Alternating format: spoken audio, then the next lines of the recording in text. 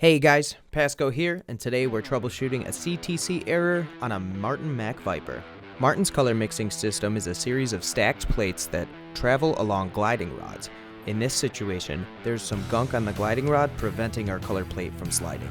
We're going to remove the module, clean the rods, and ensure that these plates can slide gracefully.